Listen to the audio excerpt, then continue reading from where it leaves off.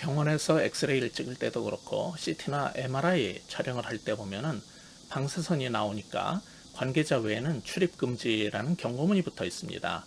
그러나 의료진의 지시에 따라 규정을 잘 준수해서 사용을 하면은 우리 몸을 칼로 찢지 않고도 장기나 뼈의 상태를 파악해서 치료를 해줄 수 있기 때문에 매우 유익합니다. 원자로에서 일하는 사람들은 아마 항상 그런 경고문 속에서 일할 것 같습니다. 요즘 너무 더워서 전기가 끊어지면 살 수가 없는데 발전소나 변압기 부근에도 위험, 고압 전류, 접근 금지라는 경고문이 붙어 있습니다. 그 경고문이 붙은 철망이나 문을 넘어서 함부로 들어서면 감전사 할 수 있기 때문입니다. 그러면 어떤 곳에 그런 경고문을 붙여놓게 되는데 그 이유는 무엇 때문일까요? 우리가 하나님을 믿는 신앙생활을 할 때도 가끔 우리는 경고문을 맞닥뜨리게 됩니다. 2000년 전 예루살렘 성전에도 그런 경고문이 붙어 있었습니다. 이방인은 여기까지, 이 선을 넘는 것은 위험하고 그 책임은 본인이 져야 한다고 히브리어뿐만 아니라 그리스어와 로마어로도 새겨 있었습니다. 그리고 그 성전 안에 성소에 들어가는 곳에 가면은 유대인이라 할지라도 제사장이 아니면은 그 선을 넘어 함부로 들어가면 안 된다는 게 상식이었어요. 우리는 성전에서 신앙생활을 하는 유대교인이 아닙니다. 우리는 예수님을 믿고 성령님이 우리 몸을 성전 삼아 들어와서 거하시면서 또한 우리는 사랑의 하나님을 믿는 그러한 신앙을 하지만은 여전히 우리의 신앙생활에서 어떤 면에서는 위험, 접근 금지라는 팻말을 접하게 될 겁니다. 그런데 어떤 사람들은 그걸 무시하고 제멋대로 행동해요. 구약시대에 그런 행동을 하게 되면은 그 결과는 굉장히 도드라지게 나타났습니다. 그 앞에 4, 5장을 여러분이 보시면은 이스라엘과 전쟁에서 승리한 블레셋 사람들은 하나님의 언약궤를 우습게 여기고 하나의 전리품처럼 취급하면서 다곤 신전에 바쳤습니다. 그랬더니 그들이 섬기는 다곤 신상이 부러지고 엎어지는 일을 겪었어요. 블레셋 사람들은 하나님의 백성을 대적하고 하나님의 임재의 상징인 언약궤를 함부로 대했다가 독한 종기 질병으로 엄청난 인명피해를 보게 된 겁니다. 그것이 야훼와 하나님의 언약궤 때문이라는 그런 생각을 하게 되면서 그들은 자신들의 종교 지도자들한테 자문을 받아가지고 이 하나님의 궤를 언약궤를 벳세메스로 보냈던 일을 우리는 살펴봤습니다. 그런데 벳세메스에서 수십 명의 사람들이 그 언약궤를 놀래가지고 들여다보다가 또 죽임을 당했어요. 우리 19절 같이 읽어보시겠습니다. 본문 19절입니다. 시작. 벳세메스 사람들이 여호와의 궤를 들여다본 까닭에 그들을 치사 70명을 죽이신지라. 여호와께서 백성을 쳐서 크게 살육하셨으므로 백성이 슬피 울었더라. 여기에 죽은 사람의 숫자를 개역개정은 70 앞에 5만을 괄호를 쳐놨어요. 그리고 주를 여러분이 보시면은 여러 고대 사본에는 그 5만이라는 숫자가 없기 때문이다, 이렇게 설명을 해놨습니다. 사실 이 부분이 히브리어로도 굉장히 이제 난감한 부분 중에 하나예요. 그냥 읽으면 70명, 5만 명 이렇게 돼 있어서 5만의 그 전체 인구 중에 70명이 죽었다고 읽을 수도 있고 그냥 5만 70명이 죽었다고 읽을 수도 있는데 어떤 것이 옳으냐 하면은 옛날에는 그냥 5만 70이라고 했는데 지금은 5만을 괄호 놨단 말이에요. 당시 유대인 전체 인구 수하고 이 벳세메스라는 작은 동네의 인구를 고려해 볼 때 5만 70명이 죽었다고 보기가 어렵고 70명 정도만 해도 굉장히 많은 사람이 한꺼번에 죽은 거거든요. 그래서 이게 바른 읽기라고 지금은 다 그렇게 채택을 하는 겁니다. 사실 그렇게 크지도 않은 언약궤를 5만 명이 둘러싸가지고 한꺼번에 다 머리를 디밀고 볼 수도 없지 않겠습니까? 아무튼 이렇게 70여 명이 죽었다는 것만 해도 엄청나게 많은 사람이 징계를 받은 큰 사건인 것만은 분명합니다. 여기서 우리가 주목해야 할 것은 이때 벳세메스에서 죽은 사람들은 블레셋 이방 사람들이 아니라 이스라엘 사람들, 특히 레위계 사람들이 모여 살던 동네로 알려져 있으니까 이 사람들은 하나님 백성이었다는 사실입니다. 그 사실은 오늘 우리 기독교인들에게 당혹감을 줄 수 있어요. 비록 하나님을 믿어도 무심코 지극히 거룩한 것을 접촉하면은 이런 일이 벌어질 수 있다는 굉장히 위험한 일이라는 것을 뜻하기 때문입니다. 그런데 이거는 그냥 우리가 생각하듯 무심코 쳐다봤다가 죽은 사건은 아닙니다. 금년 2월 14일 오전 10시 40분경 경북 구미의 한 시장에서 30대 청년 한 사람이 자신과 눈이 마주쳤다고, 나를 쳐다봤다고 뇌경색을 앓고 있던 60대 사람을 마구 때려가지고 임플란트 했던 이가 8개가 빠지고 눈이 찢어져서 6바늘을 꿰맨 일이 있었습니다. 3년 전에 2018년 6월 27일 대구의 반월당역에서는 26살 먹은 청년이 자기를 쳐다봤다고 22살 먹은 그 청년 2명을 알루미늄 야구 배트로 폭행한 일도 있었어요. 이 사람은 정신에 문제가 있는 사람으로 나중에 그렇게 처리가 됐습니다만은, 오늘 본문의 사건은 이런 거하고는 근본적으로 차원이 다른 일입니다. 본문 19절을 여러분이 정확히 보시면은 지나가다가 그냥 언약궤를 쳐다봤다고 죽은 게 아니에요. 19절에 보시면은 들여다봤다 이렇게 되어 있어요. 이는 언약궤 안이 궁금해서 덮여있던 뚜껑을 열고 들여다보는 행동이라고 유명한 그 NIC 시리즈 주석의 주석가는 그렇게 지적을 하고 있어요. 우리와 달리 모세 오경을 잘 아는 유대인들은 사실 민수기 4장 15절의 규정을 알고 있었을 겁니다. 그것은 뭐라고 되어 있냐면, 진영을 떠날 때 아론과 그의 아들들이 성소와 성소의 그 모든 기구 덮는 일을 마치거든 고핫 자손들이 와서 맬 것이니라. 그러나 성물은 만지지 말라. 그들이 죽으리라. 회막 물건 중에서 이것들은 고핫 자손이 맬 것이며 라고 이런 규정이 있었단 말이에요. 그러니까 성소 안의 성물은 전부 덮여 있었고, 그것을 대할 때는 어떻게 해야 되는지, 그리고 함부로 만지거나 열면은 죽을 수도 있으니 위험하다는 일종의 경고문이 있었단 말이에요. 그런데 이런 율법 규정에 대해서 우리가 알아야 할 게 있어요.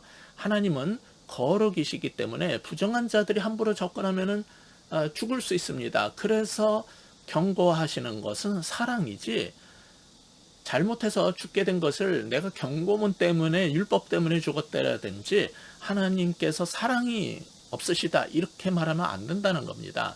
규정 위반에 따른 징벌은 미리 경고된 것이었고, 사람들이 어기고 함부로 행동해서 그런 결과가 생긴 겁니다. 설교 시작할 때 말씀드렸듯이 전기와 원자력은 잘 사용하면 유익합니다. 그런데 전력과 원자력의 근원지에 해당하는 발전소나 송전시설, 그리고 고압 변전소는 물론 원자로 앞에는 위험 접근 금지라는 팻말을 붙여 놓았는데, 그것은 함부로 접근해서 죽지 말라는 배려이지 일로 넘어와서, 침범에 넘어와서 죽으라는 뜻은 아니지 않습니까?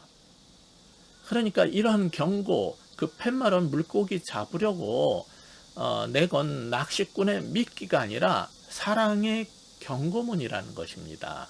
그런데 그 경고를 무시하고 방자하게 선을 넘어 함부로 들어서는 행동을 하면 위험해지는데, 그건 그 사람의 책임입니다.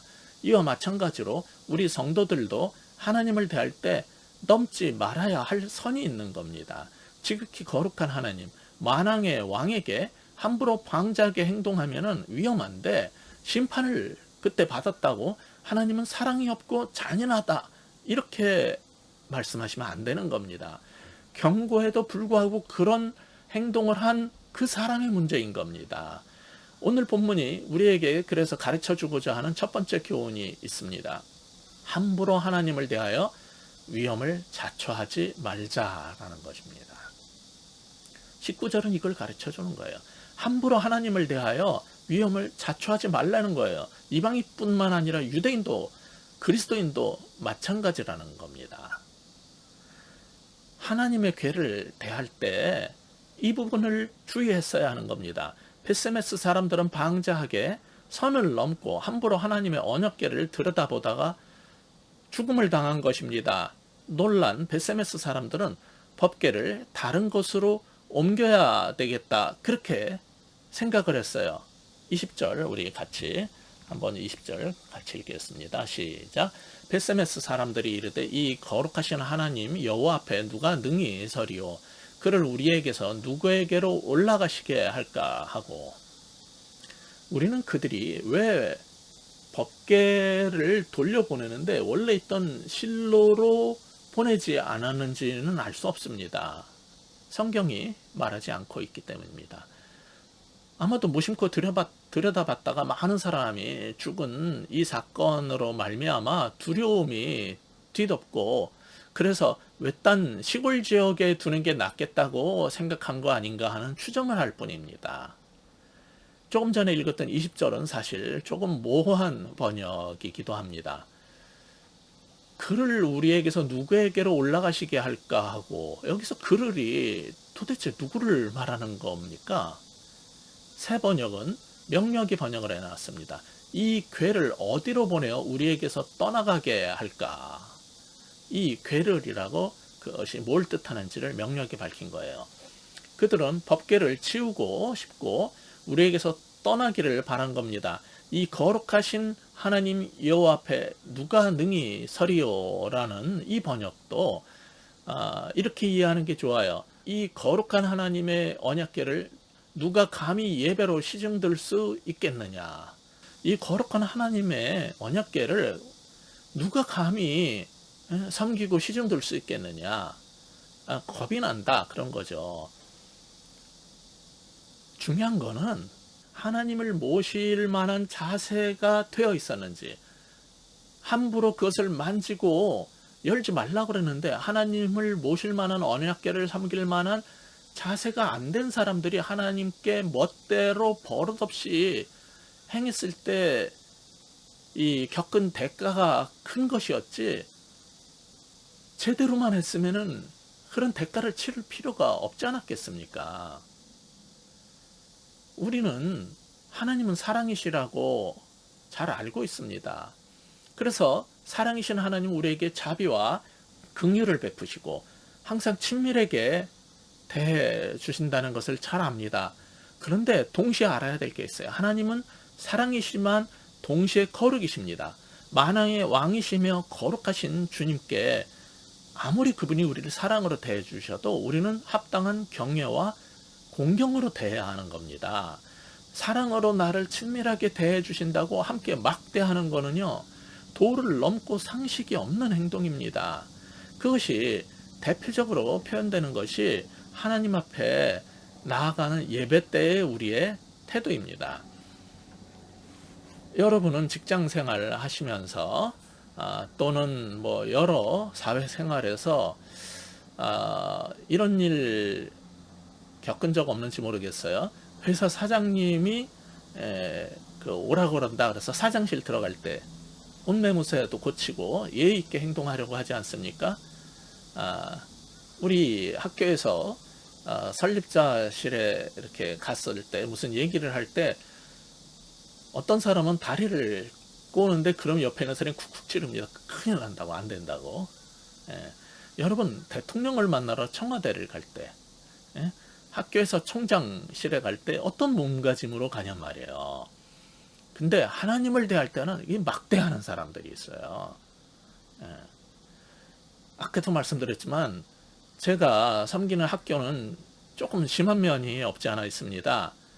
다른 예배 때는 안 그러다가 설립자가 나오는 행사를 할 때는 전 교직원이 다 10분 전에 전부 착석하고 앉아 있어야 돼. 대기하고 있어야 돼요. 등단하실 때까지. 근데 하나님 예배할 때도 그러냐 말이에요. 전에 설립자님이 함께 식사하자 그래가지고 점심 식사하러 이렇게 갔는데 거기 학교 요직에 있는 사람들이 다 미리 와서 대기를 하고 있었어요. 그런데 그분들이 아무도 그 식당에 의자에 앉아 있지는 않고 식탁에 다 주변에 서 있는 거예요. 그래서 아니 왜 이렇게 서 있습니까? 앉으시지요. 그랬더니 아, 안 앉는 거예요. 어, 오실 때까지 10분이고 15분이고 다 자리에서 서서 기다리다가 오시니까 그 앉으니까 그 다음에 앉는 거예요. 나는 그게 싫어가지고 그냥 앉아가지고 아니 들어오시면 일어나면 되지 않습니까? 근데 나 빼고 다 서 있더라고요. 정말 대단한 사람들 아닙니까?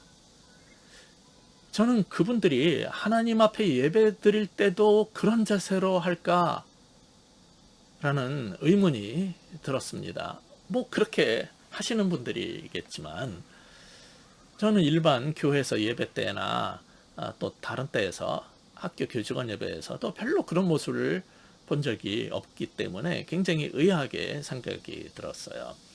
하나님을 예배 드리러 나갈 때도 우리는 일찍 가서 미리 앉아서 마음을 정리하고 예배를 준비하고 있는지, 우리의 옷차림은 어떤지, 예배실에 들어가서 앉아 있을 때 예배 직전에 태도들, 뭐 옆사람 앞사람 뒷사람 농담하고 깔깔거리고 웃고 떠들고 돌아다니는지 이런 거를 한번 생각해 볼 필요가 있는 거예요. 하나님 앞에서 적절한 태도를 보이는 거는 필요하다고 생각이 돼요.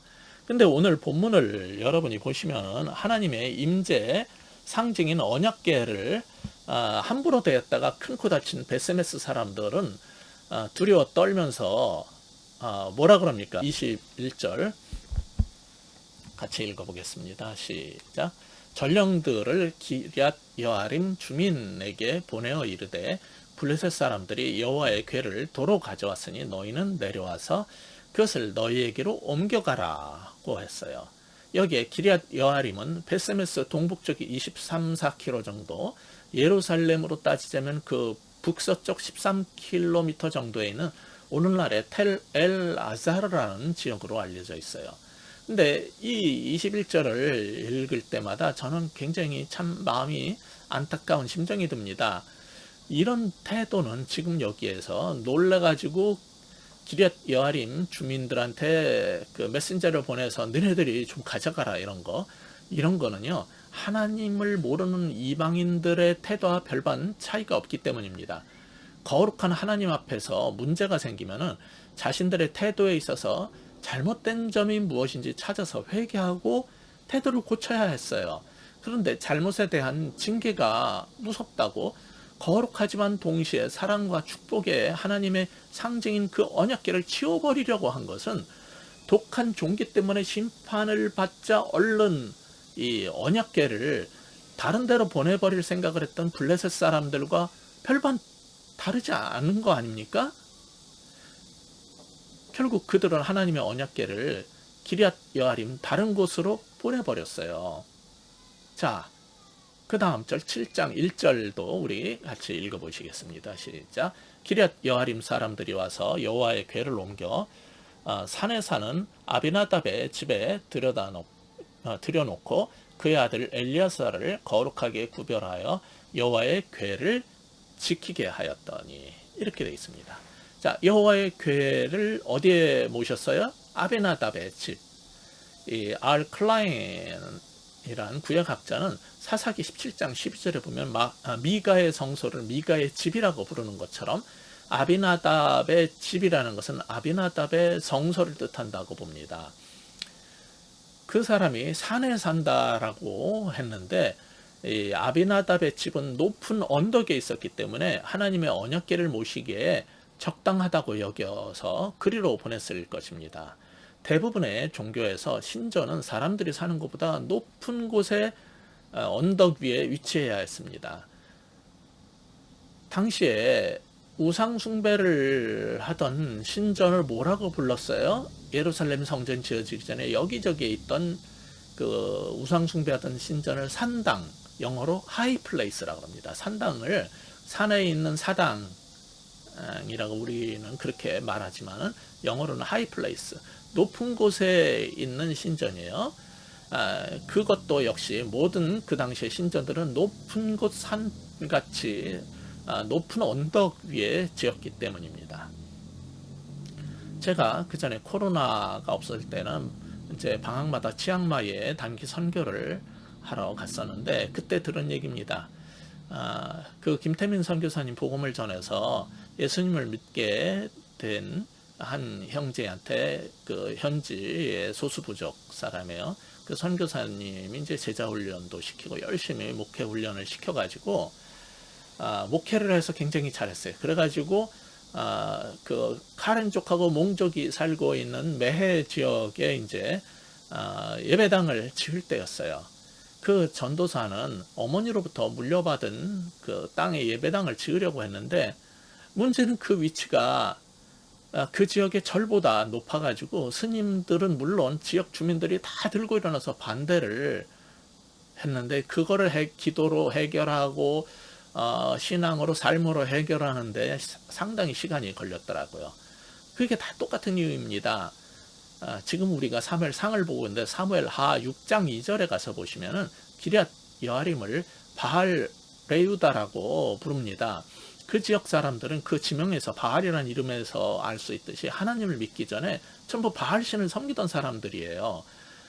그렇기 때문에 그들은 하나님을 믿고도 그런 산당에 신전을 두던 종교적 관점이 있었기 때문에 하나님의 궤를 보내도 아비나답의 산당으로 모시려고 했을 거예요. 근데 여기서 여러분이 주목해 봐야 될 거는 본문 7장 1절 후반입니다. 기럇 여아림 사람들은 아비나답의 아들 엘리아사를 거룩하게 구별하여 하나님의 궤를 지키며 섬기게 했다라고 기록되어 있어요. 엘리아살은 아론의 후손들이 많이 갔던 이름 중 하나로 레위 사람이었을 겁니다. 즉 구별된 제사장 집안의 사람을 택해서 거룩하게 구별하여 준비시키고 하나님의 궤를 잘 지키고 모시게 했던 겁니다. 레위 지파 사람들이 모여 살던 베세메스라도 그들이 함부로 성물을 대했던 태도와 달리 이런 점에 있어서 기럇 여아림 사람들은 하나님의 언약궤를 대할 때 굉장히 잘한 거예요. 거룩한 하나님의 임재의 상징인 언약궤 앞에서 하나님 앞에서는 우리는 항상 예를 갖추고 거룩히 구별된 삶을 통해서 섬겨야 하는 겁니다. 아까 말씀드린 그 원자로 마찬가지입니다. 원자로 업무를 위해 들어갈 사람은 방호복으로 무장을 하고 규정에 의거해 들어가서 일해야 될 것입니다. 그 원자력 발전소의 직원이라고 해도 특별히 준비되지 않은 상태로 멋대로 함부로 들어가면 위험에 빠집니다. 그렇게 미리 경고했는데도 무시하고 자신을 적절하게 준비하지 않은 상태로 방자하게 함부로 대하면 죽을 수 있는 거예요. 그 경우 그렇게 죽게 된 것은 부주의하게 함부로 행동한 그 사람의 잘못이지 원자로의 잘못이라고 사람들은 말하지 않습니다. 전력 발전소나 원자력은 우리에게 유익한 겁니다. 그렇다고 함부로 고압 송전 설비라든지 원자로에 접근하면 위험하기 때문에 자신을 잘 준비하고 구별된 모습으로 규정에 따라 섬기라고 경고문을 붙여놓은 겁니다. 그리고 그런 것을 교육하는 겁니다. 여러분, 하나님을 우리가 섬기고 하나님의 성스러운 것을 가까이 대할 때도 마찬가지입니다. 성경에 성전과 그 안의 성소 그리고 그 안에 있는 하나님의 언약궤를 대할 때의 태도와 방법에 대해서 알려주신 것은 우리를 보호하기 위한 것이기 때문에 거룩하신 하나님께 가까이 하여 섬기고 싶다면 그에 합당한 자세로 임하라는 겁니다. 그래서 오늘 본문의 두 번째 교훈은 이것입니다. 자신을 거룩하게 구별하여 하나님을 섬기자는 거예요. 첫 번째 뭐였습니까? 함부로 하나님을 대하여 위험을 자초하지 말자는 거였어요. 둘째 교훈은 자신을 거룩하게 구별하여 하나님을 섬기자는 겁니다. 그런데 지금 우리가 살펴보는 사무엘상 말고 그 다음 책 사무엘하 6장을 보면은 다윗이 왕이 된 후에 하나님의 궤를 이제 다윗 성으로 모시려고 했어요. 그때 오늘 우리가 보고 있는 본문과 유사한 사건들이 다시 반복되는 걸 볼 수 있습니다. 다윗은 골라 뽑은 많은 사람들을 거느리고 기럇 여아림으로 가가지고 하나님의 궤를 실어오고 싶었어요. 그래서 엘리아살의 아들 둘 제사장들이 이 소가 끄는 새 수레에 실린 언약궤를 호위를 하고 다윗이 데려간 사람들이 갖은 악기로 연주를 하면서 노래를 하면서 연주를 하면서 갖은 예를 다 갖춰서 행진을 했습니다. 거기까지는 좋았어요. 그런데 사무엘상 말고 우리가 보는 상 말고 사무엘하 6장 6절부터 우리 10절까지 한번 성경을 펴서 찾아서 읽어보겠습니다. 그들이 니곤의 타작마당에 이르러서는 소들이 뛰므로 웃사가 손을 들어 하나님의 궤를 붙들었더니 여호와 하나님이 웃사가 잘못함으로 말미암아 진노하사 그를 그곳에서 치시니 그가 거기 하나님의 궤 곁에서 죽으니라. 여호와께서 웃사를 치심으로 다윗이 분하여 그것을 베레스 웃사라고 부르니 그 이름이 오늘까지 이르니라. 9절 다윗이 그날에 여호와를 두려워하여 이르되 여호와의 궤가 어찌 내게로 오리요 하고 10절 다윗이 여호와의 궤를 옮겨 다윗성 자기에게로 메어가기를 즐겨하지 아니하고 가드 사람 오베데돔의 집으로 메어간지라. 하나님의 언약궤가 실린 새 수레를 끌던 블레셋의 암소들은 벳세메스까지 잘 갔어요. 근데 이스라엘의 소들은 이 나곤의 타작마당에 이르자 갑자기 날뛰기 시작한 겁니다. 그래서 아비나답의 자손 웃사가 놀라가지고 하나님의 궤에 손을 대면서 붙잡은 거예요. 쏟아지거나 그러면 안 되잖아요. 하나님께서 치셔서 죽은 사건이 일어난 겁니다. 아무리 궤를 섬기는 제사장이라도 지극히 거룩한 하나님의 언약궤만큼은 함부로 만지고 손대면 안 되는 거였어요. 당황한 나머지 실수를 했지만 민수기 4장의 규정대로 죽음을 당한 겁니다. 그걸 본 다윗은 이제 두려움에 떨면서 언약궤를 자기가 사는 다윗성으로 가져가지 않고 가드 사람 오베데돔 집으로 보내버렸어요. 그렇게 믿음 좋고 주님의 마음에 합했던 다윗도 두려움에 떨고 하나님의 언약궤를 가까이 하지 않았던 것입니다. 그러니 블레셋 사람보다 벳세메스 사람이 조금 더 낫겠죠. 그리고 벳세메스 사람들보다 기럇 여하림 사람들이 조금 더 낫다라고 그랬는데 다윗과 선발된 사람들이 그렇게 예를 갖춰서 그 악기를 연주하면서 그렇게 언약궤를 모신 것은 조금 더 낫다고 볼 수는 있지만 사실 전부 별반 다르지 않았던 거예요. 공통점이 뭡니까? 그들은 성경 말씀대로 하지 않았기 때문에 그 경고대로 위험에 빠진 겁니다. 하나님의 그 거룩하심 앞에서 그렇다고 그냥 두려워 떨면서 언약궤를 가까이 하기를 포기하고 멀리 보내려고 한 거, 이게 다 공통점이잖아요. 그거는 과연 잘한 일일까요? 물론 무서워서 그렇긴 했지만 그것이 지혜롭고 잘한 행동일까요? 언약궤를 오베데돔 집에 다윗이 보내버렸어요. 그 다음에 어떤 일이 생겼는지 아십니까? 우리 사무엘하 계속해서 6장 11, 12절 먼저 6장 11절부터 한번 볼까요? 여호와의 궤가 가드 사람 오베데돔의 집에 석 달을 있었는데 여호와께서 오베데돔과 그의 온 집에 복을 주시니라. 여호와의 궤는 거룩하신 하나님의 상징이면서 동시에 축복의 근원이었어요. 하나님의 언약궤를 모신 오벳에돔과 그 집안에는 축복이 임했어요. 그래서 어떤 사람이 다윗 왕에게 가가지고 아뢰었습니다. 12절입니다. 사무엘하 6장 12절. 어떤 사람이 다윗 왕에게 아뢰어 이르되 여호와께서 하나님의 궤로 말미암아 오벳에돔의 집과 그의 모든 소유에 복을 주셨다 한지라. 다윗이 가서 하나님의 궤를 기쁨으로 메고 오벳에돔의 집에서 다윗성으로 올라갈세. 이번에는 다윗이 근데 어떻게 가냐면 그 전후를 계속 읽어보시면 자신을 한껏 낮추고 친히 남들이 뭐라고 비웃든 뭐하든 친히 춤을 추면서 몸소 하나님께 합당한 예를 갖출 뿐 아니라 백성들에게 자신이 가진 먹을 것들을 나누고 베푸는 축복의 삶의 모본을 보여가면서 모셔갔어요.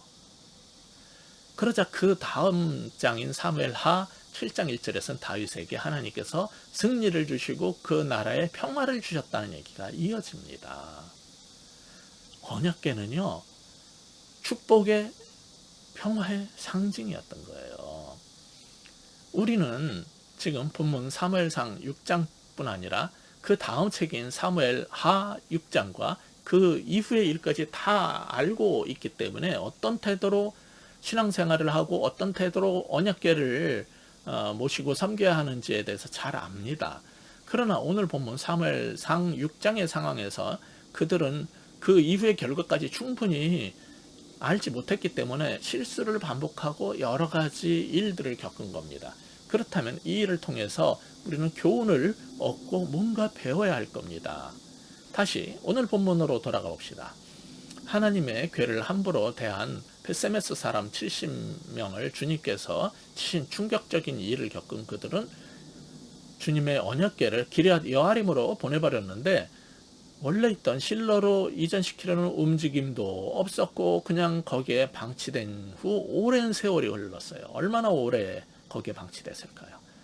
마지막 절 7장 사무엘상 7장 2절을 같이 읽겠습니다. 시작. 궤가 기럇 여아림에 들어간 날부터 20년 동안 오래 있은지라 이스라엘 온 족속이 여호와를 사모하니라. 몇 달이 아니라 한두 해가 아니라 얼마나 있었다고요? 장장 20년 동안 하나님의 궤는 기럇 여아림에 방치되었습니다. 개역 개정은 이 2절 후반부를 보시면은 그때 이스라엘 온 족속이 여호와를 사모했다라고 번역을 했는데 이전 영어 성경들은 그렇게 번역하지 않았어요. 우리 한글 개역 개정처럼 번역하지 않고 옛날 영어 성경들은 여호와 앞에서 슬퍼했다, 라멘트, 슬퍼했다라고 했고 최근 가장 잘 번역한 영어 성경 중 하나로 꼽히는 NIV 성경은 이스라엘이 하나님께 등을 돌렸다, 배신했다 라고 번역을 해놨어요. 그러니까 7장 2절이 20년 동안 기럇 여아림에 언약궤가 있고 예루살렘에도 다윗성에도 그 이스라엘의 중심에 그게 없을 때 그들은 이스라엘은 하나님께 등을 돌렸다는 거예요. 배신했다는 거예요. 근데 이 번역이 타당한 것은 하나님의 언약궤가 변방 기럇 여아림에 방치된 채 20년이 지나면서 이스라엘 사람들은 하나님의 임재의식이 없었기 때문에 제멋대로 사는 거예요.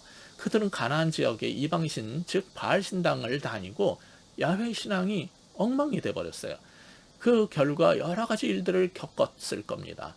그런 상황을 하나님께서 어떻게 다루시고 어떻게 해결하시는지를 우리는 다음 주에 같이 볼 겁니다. 그러나 분명한 거는 하나님 임재의 상징인 언약궤가 그들의 중심에 없자 하나님을 믿는다는 이스라엘 사람들조차 당시 풍속에 따라 세상 사람들의 사는 방식에 따라 산당해가지고 축복의 신으로 알려진 바알신을 섬기고 엉망으로 살았던 겁니다.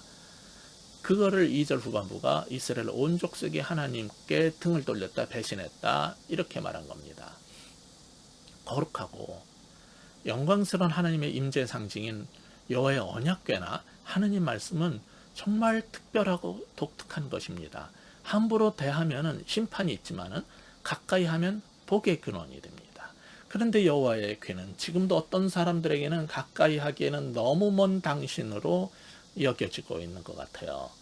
예의 없이 가깝다고 생각해서 예의 없이 함부로 대했다가 심판을 받고 징벌을 받다 보니 두려움에 사로잡혀가지고 하나님과 혹은 교회와 거리를 두고 그 영향과 통제권에서 벗어나고 싶어 하는데 그 경우 삶이 금세 엉망이 되어 다시 심판 가운데 들어가 버린다는 사실을 아셔야 돼요.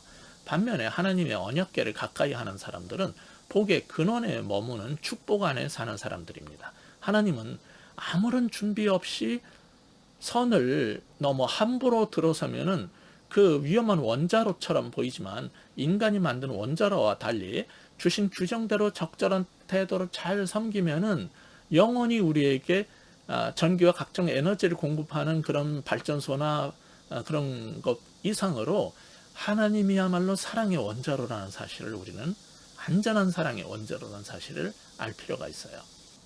함부로 접근했다가 벳세메스의 사람들이 죽었다고 두려워하며 하나님의 언약의 말씀을 우리 삶의 중심에서 멀리 거리를 두고 사는 것은 어리석은 짓입니다. 두려움에 떨면서 언약궤를 멀리 할 게 아니라 말씀대로 구별된 삶으로 가까이 하면 하나님의 언약의 말씀은 복의 근원이 되는 겁니다. 말씀대로 살면서 하나님의 언약 가운데 살아서 축복을 누리는 게 지혜로운 사람의 태도이지, 언약궤 무섭다고 멀리 하지 말기를 바랍니다. 그래서 오늘 본문의 마지막 교훈입니다. 세 번째 교훈. 두려움에서 벗어나 하나님을 가까이 하자는 겁니다. 첫째 뭐였어요? 함부로 하나님을 대하여 위험을 자초하지 말라고 했어요. 둘째, 자신을 거룩하게 구별하여 하나님을 섬기자고 했습니다. 마지막 세 번째, 두려움에서 벗어나 하나님을 가까이 하라고 말씀드립니다. 예수님은 요한복음 15장 15절을 보시면은 이제부터는 너희를 종이라 하지 아니하리니 종은 주인이 하는 것을 알지 못함이라 너희를 친구라 하였노니, 여기 종으로 하나님께서 우리를 이제 종과 노예가 아니라 친구처럼 대하시겠다고 분명히 말씀하셨어요. 그러자 어떤 기독교인들은 하나님 앞에서 버릇없이 방자하게 행동하기 시작한 거예요. 그러나 거룩한 하나님이 우리를 친구처럼 대하시는 것은 그분의 사랑과 자비와 은혜일 뿐이고, 우리가 선을 넘어서 하나님을 함부로 대하고 방자하게 대해도 된다는 뜻은 아닙니다. 그걸 구별 못하는 것은 치기 어린 어린아이의 모습인 것입니다. 반대로 함부로 대하다가 하나님의 거룩한 불에 데었다고 복된 하나님의 언약궤를 멀리하여 그 축복의 근원에서 멀찍이 떨어져서 사는 건 정말 바보라 아니할 수 없어요. 주일 예배나 매일의 삶의 자리에서 하나님의 친밀함과 거룩함을 균형 있게 이해하고 피조물이요 예배자로서 합당한 모습으로 복의 근원이신 하나님을 가까이 하는 성숙한 우리 뉴비긴 성도들 다 되시기를 축복합니다. 기도하겠습니다. 하나님 아버지, 하나님의 언약궤, 하나님 당신 그 자신이 거룩하신 분이며 동시에 사랑이시라는 사실을 균형 있게 이해하는 우리들 다 되기를 원합니다. 하나님 앞에 정말 우리를 사랑으로 대하고 친밀하게 친구처럼 여겨주신다고 함부로 대하지 않게 하여 주옵소서. 하나님을 뵈러 갈 때, 예배 때도, 예배 자리에서도, 또 하나님의 말씀을 들 때도 어떤 자세로 임해야 될지 깨닫게 하여 주옵소서. 그리고 그 경고문을 정말 사랑의 배려라는 입장에서 제대로 이해를 하고 우리의 행실을 하나님 앞에서 바로 하게 하여 주시옵소서. 예배 때 함부로 행동하고 경솔히 행동한 면 있으면 용서하여 주시고, 앞으로 하나님을 뵐 때나 주의 말씀을 대할 때 복의 근원이신 하나님께 나아가기를 사모하는 사람들 되게 하시고, 우리의 잘못으로 징계를 받을지언정 그것을 하나님 탓하지 않고 우리를 돌이키는 그러한 본을 삼을 수 있는 지혜로운 자들 다 되도록 축복하여 주시옵소서. 예수 그리스도 이름으로 간절히 기도합니다. 아멘.